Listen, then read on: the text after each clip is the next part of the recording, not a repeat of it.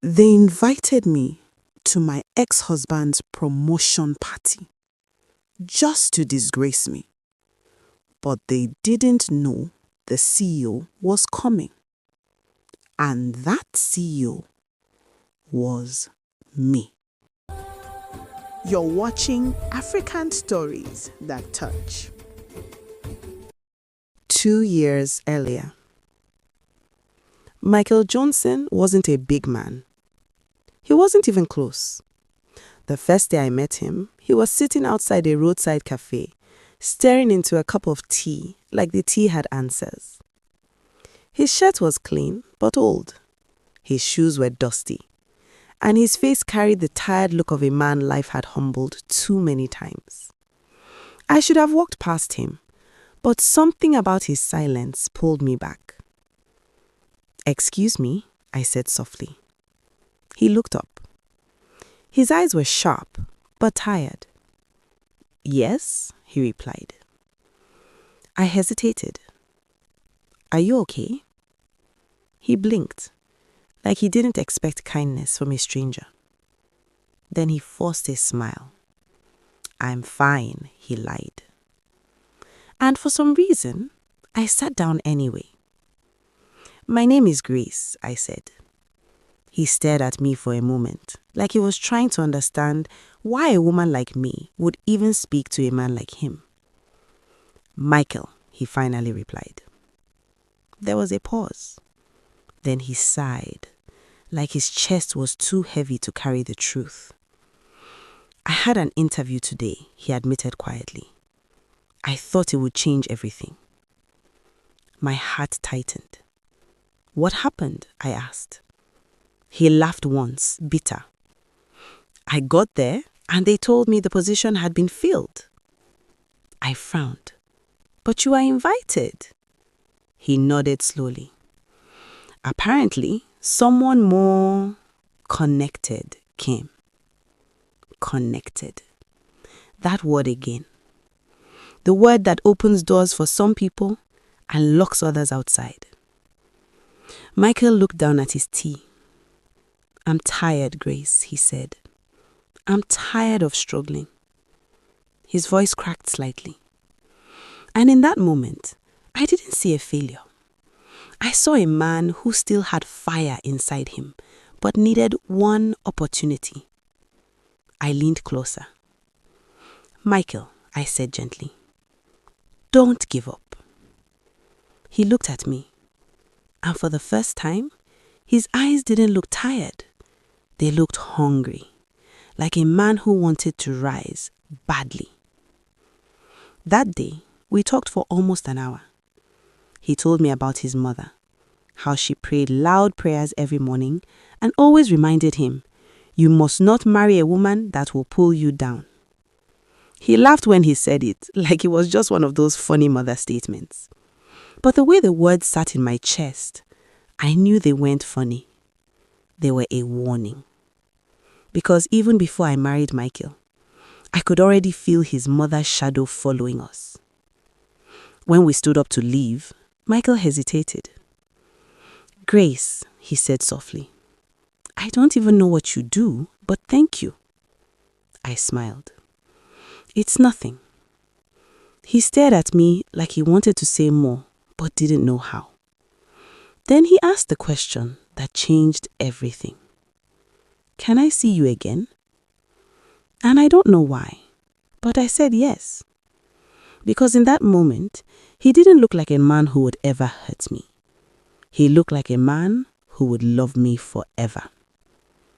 And that was my first mistake. Because the moment Michael tasted success, he didn't just change. He became someone I didn't recognize. Michael didn't waste time. After that first day, he started calling me like his life depended on it. Morning calls, night calls, even random good afternoon messages that made me smile for no reason. He was sweet, he was intentional, and when he finally asked me to marry him, it wasn't with noise or money. It was simple. One evening, we sat outside my compound on a small bench, watching children run around like life was still easy. Michael cleared his throat like he was about to give a speech. Grace, I turned to him. Yes? He held my hand tightly. I don't have much, but I know what I want. I smiled softly. And what do you want? He looked straight into my eyes. You. My heart squeezed. Then he added quickly, like he was afraid I would change my mind. I want to struggle with you and succeed with you. I want to come home to you every day. And I said yes, not because he was rich, but because he felt real. The wedding was small. No big hall, no cameras, just family, food, and laughter. But I was happy because I thought I was marrying love.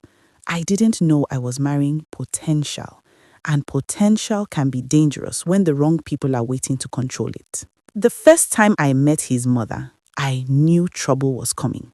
I wore my best dress and carried a basket of fruits like a good wife. I wanted to impress her. I wanted her to accept me. But the moment she opened the door and saw me, her face didn't brighten. It tightened. Her eyes moved from my hair to my shoes to my bag like she was searching for something wrong. Then she turned to Michael and asked without shame, "This is her?" Michael laughed nervously. "Yes, Mom, this is Grace."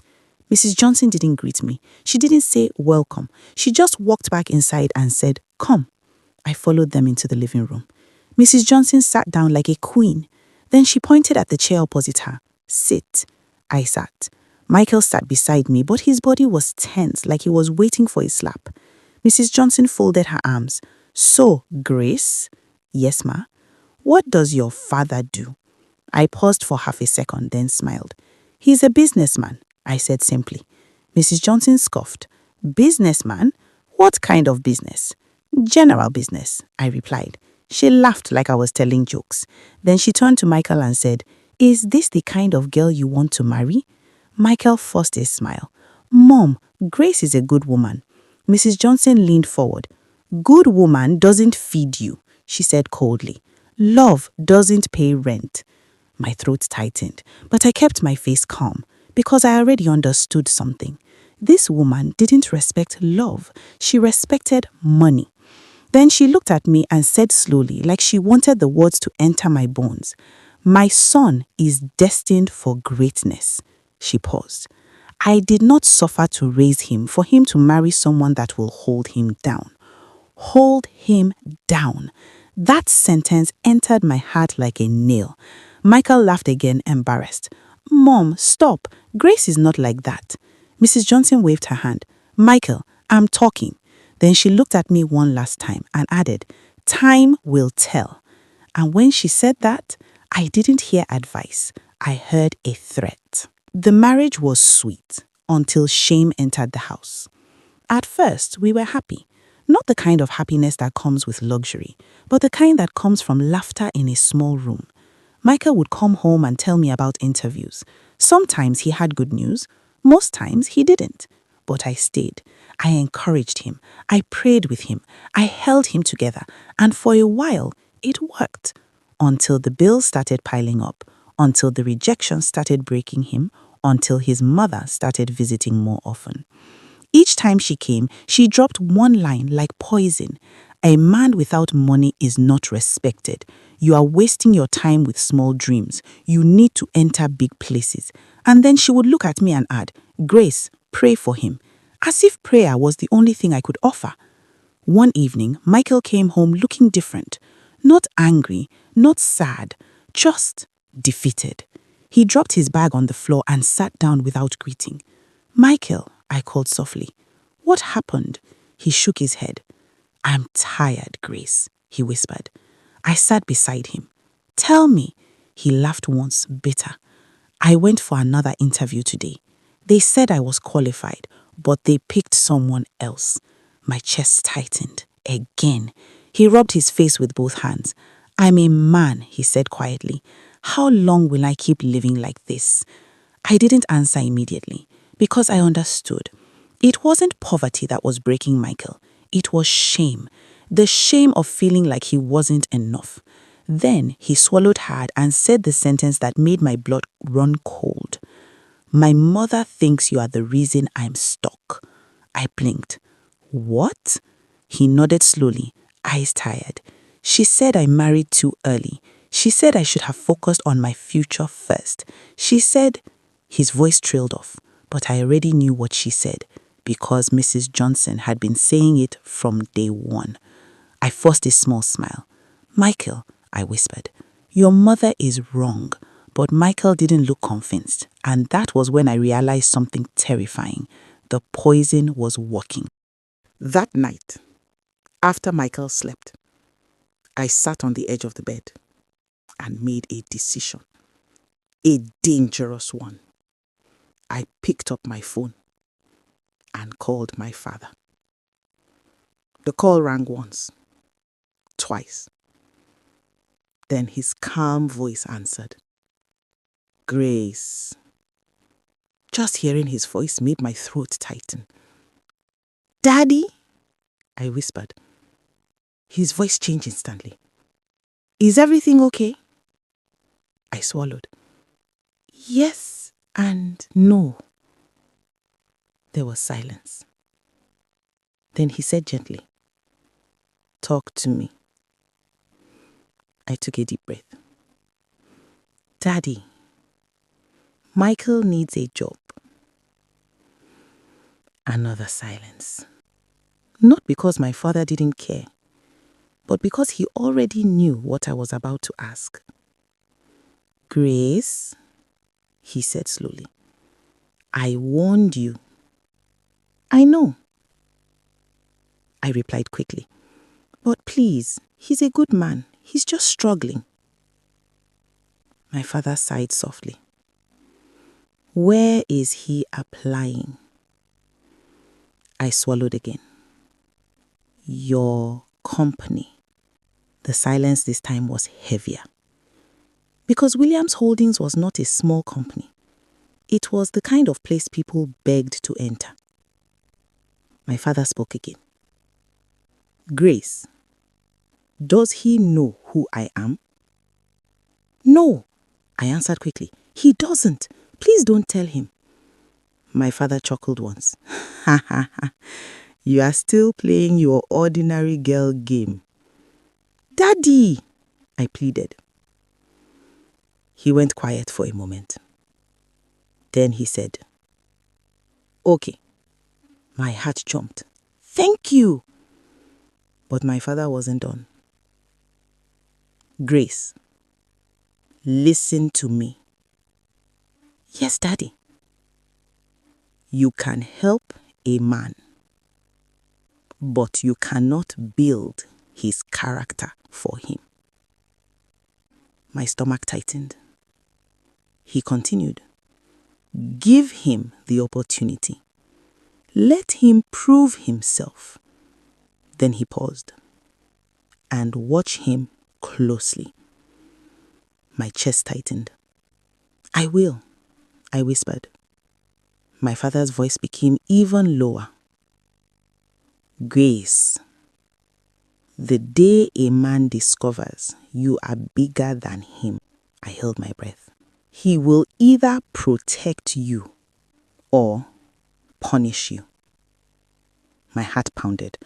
Daddy, Michael is not like that, I whispered quickly. My father didn't argue. He only replied, we will see. Then he ended the call. And as I stared into the darkness, I felt it. The storm was coming. Not because Michael was evil, but because success was about to test him, and his mother was ready to control the outcome. And then, the temptation arrived. The next morning, Michael got the interview. He shaved carefully, ironed his shirt twice. He looked like a man stepping into destiny. And when he finally got the job at Williams Holdings, he lifted me off the ground like a child. My pay, Grace, I got it. I laughed, not because of the money, but because I was happy for him. But the first thing he said next made something inside me tighten. My mother will respect me now, he said proudly. Everybody will respect me. Respect, not peace, not love. Respect. And that was when I knew. This wasn't just about survival anymore. This was about ego. A few weeks later, Michael came home one night and said casually, "They say the chairman's daughter is coming back from abroad." My heart skipped. I kept my face calm. "Oh," I replied lightly. "That's nice." Michael chuckled. "They said she is very beautiful, very classy." Then he added, smiling like it was nothing. "Like those women that don't even greet anybody." I forced a small smile. "Michael," I reminded him gently, "you are married." He waved his hand quickly. I know. But his eyes were curious. And that curiosity was the beginning of the end.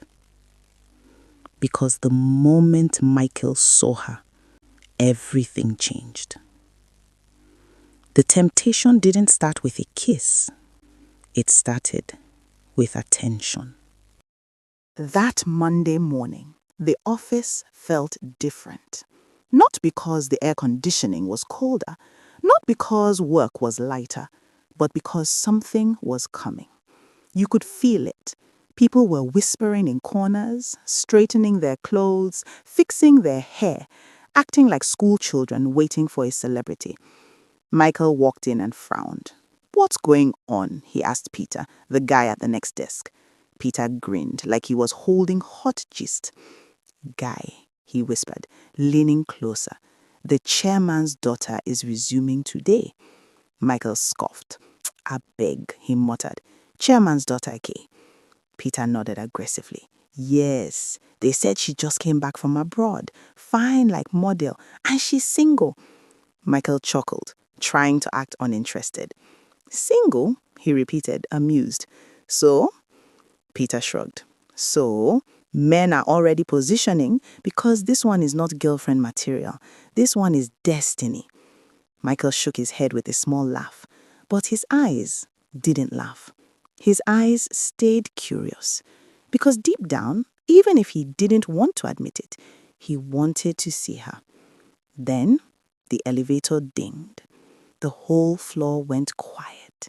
Not silent like nobody was talking, silent like everybody forgot how to breathe. The elevator doors opened slowly, and the first thing everybody saw was her heels. Next Friday, the chairman's daughter arrives, and my husband starts forgetting who built him. Because temptation doesn't start with a kiss, it starts with attention.